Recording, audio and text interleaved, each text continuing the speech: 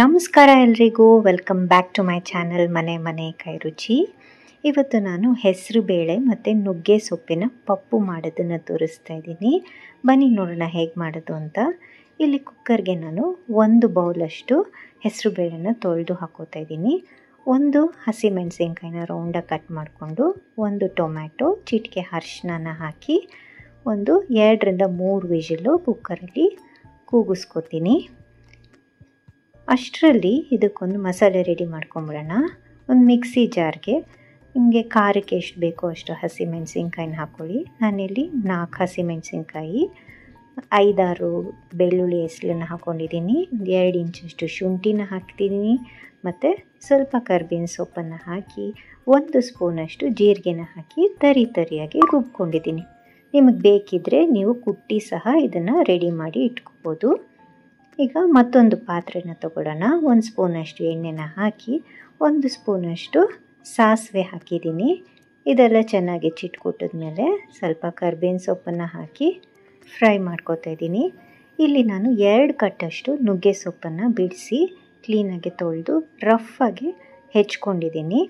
ಇದನ್ನು ಈ ಒಗ್ಗರಣೆಗೆ ಹಾಕ್ಕೊಂಡು 2ರಿಂದ 3 ನಿಮಿಷ ಫ್ರೈ ಮಾಡ್ಕೊಳ್ಳೋಣ.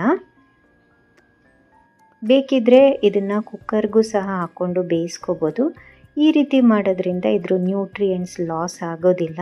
ತುಂಬ ಮ್ಯಾಶ್ ಆಗಿಬಿಟ್ರೆ ಸೊಪ್ಪು ಚೆನ್ನಾಗಿರೋದಿಲ್ಲ. ಹಾಗಾಗಿ ನಾನು ಹೀಗೆ ಮಾಡ್ತಾಯಿದ್ದೀನಿ. ನೋಡಿ, ಅಷ್ಟೊಂದು ಸೊಪ್ಪು ಹಾಕ್ಕೊಂಡಂಗೆ ಕಾಣಿಸ್ತು. ಈಗ ಇಷ್ಟಾಗಿದೆ. ಈಗ ಇದಕ್ಕೇನೆ ನಾನು 2 ನಾಟಿ ಟೊಮೆಟೊನ ಹೆಚ್ಚಿ ಹಾಕ್ಕೊಂಡು ಮಿಕ್ಸ್ ಮಾಡ್ಕೊತಾ ಇದ್ದೀನಿ. ರುಚಿಗೆ ಎಷ್ಟು ಬೇಕೋ ಅಷ್ಟು ಉಪ್ಪನ್ನು ಹಾಕಿ ಒಂದು ಸಲ ಮಿಕ್ಸ್ ಮಾಡಿಕೊಂಡು ನಾವು ಆಗಲೇ ಬೇಯಿಸಿಟ್ಕೊಂಡಂಥ ಹೆಸರು ಬೇಳೆನ ಇದಕ್ಕೆ ಹಾಕ್ಕೊಳ್ಳೋಣ. ಈ ಹೆಸರು ಬೇಳೆ ಜೊತೆಗೆ ಟೊಮೆಟೊ ಸೊಪ್ಪು ಎಲ್ಲ ಚೆನ್ನಾಗಿ ಮಿಕ್ಸ್ ಆಗಿ ನೀಟಾಗಿ ಹೊಂದ್ಕೋಬೇಕು. ನೋಡಿ, ಈಗೆಲ್ಲ ಚೆನ್ನಾಗಿ ಮಿಕ್ಸ್ ಮಾಡ್ತಾಯಿದ್ದೀನಿ. ಕುಕ್ಕರ್ಗೆ ಸ್ವಲ್ಪ ನೀರು ಹಾಕ್ಕೊಂಡು ಅದಕ್ಕೆ ಅಂಟ್ಕೊಂಡಿದ್ದಂಥ ಬೇಳೆನೆಲ್ಲ ಪುನಃ ನಾನು ಪಾತ್ರೆಗೆ ಹಾಕೋತಾ ಇದ್ದೀನಿ.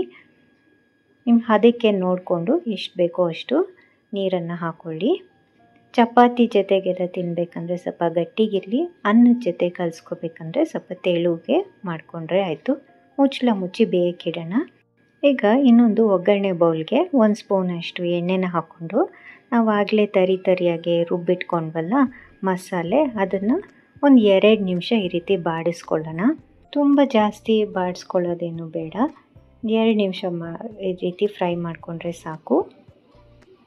ಈಗ ಇದಾಗಿದೆ. ಬೇಳೆನೂ ಸಹ ಚೆನ್ನಾಗಿ ಕುದೀತಾ ಇದೆ, ನೋಡ್ತಾ ಇರ್ಬೋದು ನೀವು. ಸೊಪ್ಪು ಬೆಂದಿದೆ, ಟೊಮೆಟೊ ಎಲ್ಲ ಚೆನ್ನಾಗಿ ಬೆಂದಿದೆ. ಇನ್ನೇನು ಇಳಿಸ್ಬೇಕು ಪಪ್ಪು ಅನ್ನೋ ಟೈಮಲ್ಲಿ ಈ ನಾವು ಹುರ್ಕೊಂಡಿರೋಂಥ ಮಸಾಲೆನ ಹಾಕೋಣ. ಹಾಕಿ 1-2 ಕುದಿ ಬರ್ಸ್ಕೋಬೇಕಷ್ಟೆ. ಜಾಸ್ತಿ ಅದನ್ನು ಬೇಳೆಗೆ ಹಾಕೊಂಡ್ಮೇಲೆ ಕುದಿಯೋಕ್ಕೆ ಬಿಡಬಾರ್ದು. ನೋಡಿ, ಇಷ್ಟು ಕುದ್ರೆ ಸಾಕು, 2 ನಿಮಿಷ ಕುದ್ರೆ ಸಾಕು. ನೋಡಿ, ಈಗ ನಮ್ಮ ಹೆಲ್ದಿಯಾದ ಟೇಸ್ಟಿಯಾದ ಹೆಸರು ಬೇಳೆ ಮತ್ತು ನುಗ್ಗೆ ಸೊಪ್ಪಿನ ಪಪ್ಪು ರೆಡಿಯಾಗಿದೆ.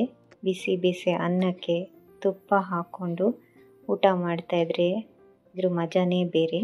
ಬೇಕಿದ್ದರೆ ಚಪಾತಿ ಜೊತೆಗೂ ಇದನ್ನು ತಿನ್ಬೋದು, ಅದಕ್ಕೂ ಚೆನ್ನಾಗಿರುತ್ತೆ. ನಾನಿಲ್ಲಿ ಚಪಾತಿ ಜೊತೆಗೂ ಮತ್ತು ಅನ್ನಕ್ಕೂ ಸರ್ವ್ ಮಾಡ್ತಾಯಿದ್ದೀನಿ. ಸೈಡಲ್ಲಿ ಒಂದು ಹಪ್ಪಳ ಇಟ್ಕೊಂಡು ತಿಂದರೆ ತುಂಬಾ ಟೇಸ್ಟಿಯಾಗಿರುತ್ತೆ. ಟ್ರೈ ಮಾಡಿ, ಹೇಗೆ ಬಂತು ಅಂತ ಕಮೆಂಟ್ ಸೆಕ್ಷನಲ್ಲಿ ತಿಳಿಸಿ. ಹಾಗೆಯೇ ಈ ವಿಡಿಯೋ ಏನಾದರೂ ನಿಮಗೆ ಇಷ್ಟ ಆಗಿದರೆ ಪ್ಲೀಸ್ ಲೈಕ್ ಮಾಡಿ, ಶೇರ್ ಮಾಡಿ ಮತ್ತು ಸಬ್ಸ್ಕ್ರೈಬ್ ಮಾಡಿ ಅಂತ ಕೇಳ್ಕೊತಾ. C in the next video. Happy cooking.